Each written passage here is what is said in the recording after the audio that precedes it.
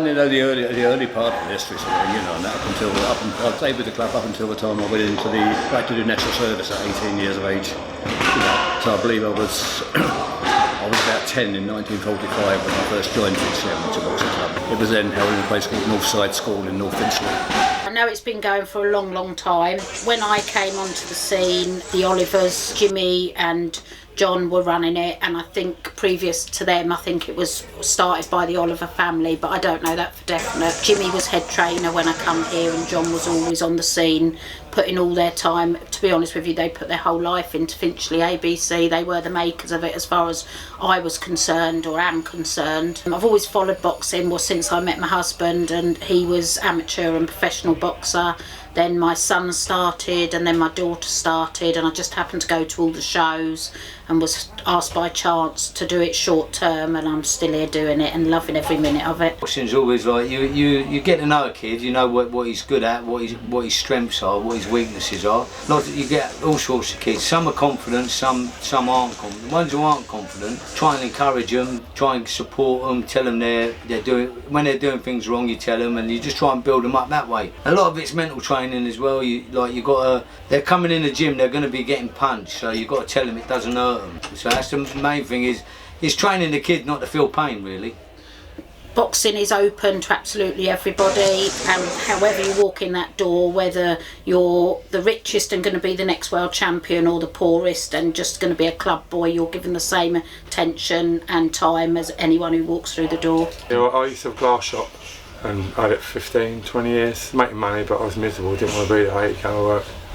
And I loved this, so I thought I'd try and make a living out of this, which I'm doing now, like during the day, doing personal one-to-ones and that.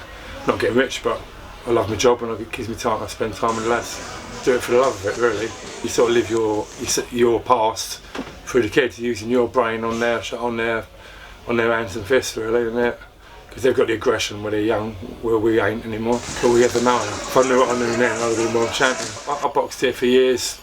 I had a couple of years out, and I was having a bit of trouble with my daughter outside of here.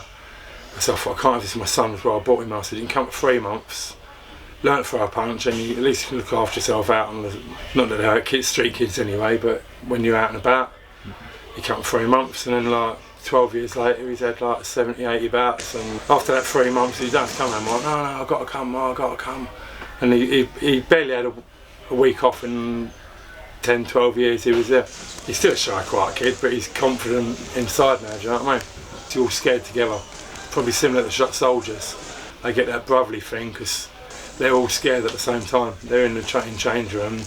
They all know what the nerves they're going through, and they live off each other. You get the bravado, yeah, I'm not scared and all that, but underneath most people are. The people up in GBs, the GB are the only ones who really see any funding from the government going into the Sport England. They're up there in Sheffield, they're all professionals, because most of the boxers are boxing full time. GB boxers, they're getting funded, they're getting paid. So they're professionals. But the grassroots boxing, they're the ones that are suffering, because they're getting nothing. I was a typical youngster. I was a party animal, heavy smoker, loved to drink. I was massively overweight. I was about 85 kilos, something like that. And I went down Finchley, and they said, you know, you've got something about you boxing wise, but they were just blunt. They were so honest. They were like, you're fat, you're overweight, and I was like, oh, okay. Thinking I might have to lose a couple of pounds. And they said to me, well, we'll take you to the box cup in June and see if you enjoy it, because I didn't know anything about amateur boxing. Truth have it, I didn't know anything about boxing. And they took me there, and I really enjoyed it. It was a great atmosphere, and I liked the vibe, everyone being together, and how, I don't know, it was like a different world I've been to, really. The year later, I won it at 57 kilos, and then literally my life just changed straight away from then. It's getting bigger for everyone, in amateurs and for professionals. You know, obviously the likes of Katie Taylor and Nicola Adams, who kind of paved the way for the amateurs, and now paving the way for the pros. They're definitely someone that are lighting up the sport for us women.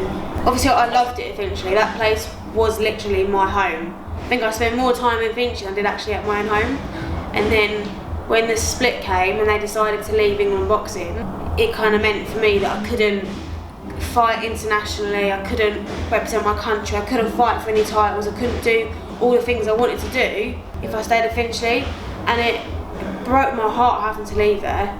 But it was the right decision. I don't regret it, because my first fight after leaving Finchley, I won the title, which I couldn't have done if I stayed at Finchley. Even though we were at different clubs, we are still, even though that was my boxing family, and I still speak to all of them on a regular. Some of them I can't seem to get rid of. You know, we still meet up, and if one of us is fighting at a venue, we'll go there and we'll cheer each other on, because we're maybe different teams, we might have different vests on now, but we're still family at the end of the day. The police actually forwarded me to boxing because I used to get in so many fights, and I had ADHD. Finchley will always be home to me, you know. They're the reason I actually started boxing, and they made me the person I am today. The reason why I started is because, well, back when I was about 15 years old, 14 years old, I used to get in trouble with the police quite a lot. And basically, one time I got in trouble because of fighting, and I nearly served time. I was going to go to prison, but I just got away with it. And then I thought to myself, you know what, I need to learn how to fight. I need to learn how to defend myself if I go to prison, if I ever commit a crime, and if I do go to prison. So then I thought, you know what, let me start boxing.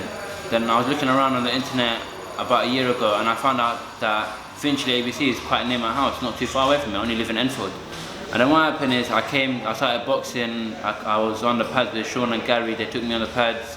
They said, "Gee, you know what? I could get somewhere far with this. I could make a career.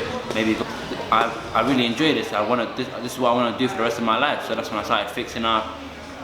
Discipline was involved, and that's when my life completely changed. It's like a family. Everyone looks out for another, and we're all like a very big family. Just like I was saying earlier, Sean and Gary, they took me on the pads. They were like my second. They were like my second parents. They were like my dad. Yeah, I saw them as I saw Gary as my dad, and basically, they took it upon themselves to take me off the streets and keep me in a club, taking me on Sunday morning runs for free, just putting a lot of time into me, a lot of time and attention into me. I thought I was going to be good at boxing when I first grew up, but then my brother told me I could get better. I joined the club, I took the training, and now I'm getting somewhere. I'm going to be better in my life. I started boxing because I just saw videos of it, walked into a gym one day, and since I put the gloves on, mate, I never took the gloves off, so, you know. Been at Finchley now probably nearly 2 years, almost 2 years, yeah. Finchley's amazing, mate, it's like a second family in here. Nothing but respect, but good training at the same time. I've been boxing for 2 years at Finchley now. This club has helped me come a long way from when I started. I started boxing at a club that wasn't licensed, and all we were doing was training. I didn't learn anything. Finchley, all the coaches have time for you. Every single one of the coaches have something different about you. Every single one of these coaches have something special. In Finchley, we're all like a big family. Ain't nobody the same in the family. Personally, I never got to meet my dad, and then some of these coaches have filled this role for me. My granddad used to box as well, so that was what made me start boxing. Finchley is one of the best clubs in the country, and the sparring here, for my weight, I've got about 13 lads I can just spar, so it's a great club for sparring. I want to obviously gain as much experience in the amateurs as possible, try and get around 100 fights, then maybe go pro after that when I feel ready. This was an early programme here which I found. I think this is about 1947, and there is quite a few notable names on it. Obviously, one being Ronnie Cray, the infamous Cray brothers sort of thing, who's on the same show. He would have been, at that time, he would have been the same age as me. Probably, I believe I was 12 at that time, and he had been on there. We've had some problem kids come through the door, and they've turned out really well. They've not necessarily gone on and be a world champion, but just in life they've settled down. They've got families, they've got kids. I've been here 17 years, so I've had them from I've seen them get put away. I've got a couple of boys now in Feltham young offenders who are coming here. They've just gone off the rails a little bit. Hopefully that might be what they need to sort them out. But majority of the time it's like Derek Chisora, Anthony Joshua. They had their problems outside of boxing, but when they got involved in boxing and we got them interested and they got to a high level standard, that trouble side of them, that went out the window. There's lots of boxing clubs all across the country, loads and loads, and everybody puts in as much effort. They're doing fantastic jobs. They're all putting in the time and the effort for nothing really, voluntary. Well, Finchley has been around, you know, ever since then. So I'm going back to 45 to my memories of it, like, you know, and it's still going today here. Now we're in 2017, and I can see it'll go on forever.